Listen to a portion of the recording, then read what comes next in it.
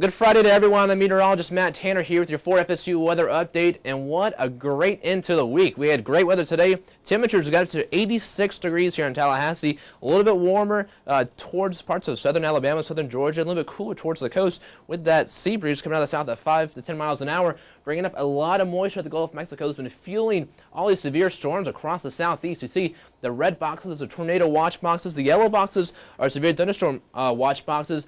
We've had reports of over 8 tornadoes so far due to this line of storms, really intense line of storms, but the good news is the severe weather is going to stay well to our north. Here's a little bit closer look. So pushing through parts of northern Alabama, moving into parts of northern Georgia, but once again, the severe weather is going to stay up to our north. Tonight, I'm not expecting any rain, a little bit warmer at 65 degrees for the low.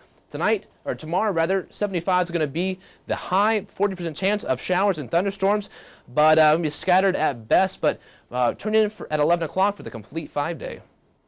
The geology department had their own little fossil sale. Yeah, they were selling fossils and rocks to help them out. Did you see them? I did see them. It was pretty neat. They had a couple of nice little stones. I'm more into like the crystals and the kind of like the obsidian stuff they had there. I'm kind of more into that. But Did you buy any? No, I'm just a poor college student, so unfortunately Likewise. I couldn't afford any of those fossils. But they were really cool to see, and if you happen to be interested in any of that stuff, it's really neat. Our geology department puts that on a couple of times during a semester. Right. You always think about Indiana Jones and being an archaeologist. I mean, that stuff interests me. That stuff's really cool. That's right. Now, actually, again, we were talking about nice conditions here in the southeast, but nationally, there's some not so good weather. Yeah, there's actually some weather starting to build up in the parts of the Midwest. Let's even go ahead and pull up the national radar for you. Well, actually, you know what? Let's take a look at current temperatures first, because those are more important. That's what people really care about. People care about the rain. People care about the temperatures. And for temperatures, it is really starting to cool down across the Midwest. They saw above average temperatures earlier this week,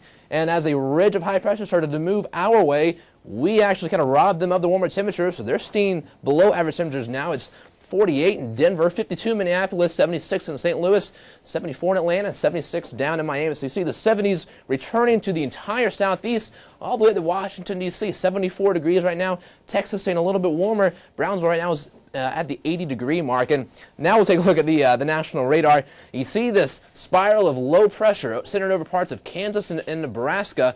That cold front associated with that, with a line of showers, has actually prompted the severe thunderstorm warning that you see on your screen. That's the yellow box over parts of Oklahoma and Texas. We'll take a closer look at that in just a few minutes, but we'll head out to the West Coast first, and you don't notice a whole lot. Now, Seattle and the Cascade Mountains have been seeing a lot of snow showers over the past months. They've seen a record amount of snows over their region, but for right now, they're staying dry, so that's a good news for them.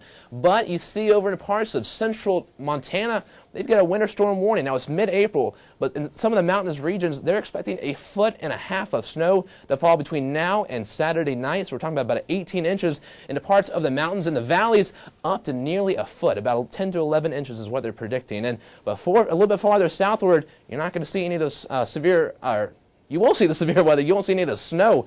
You see this yellow box. This is a severe thunderstorm watch box just issued around 4 o'clock.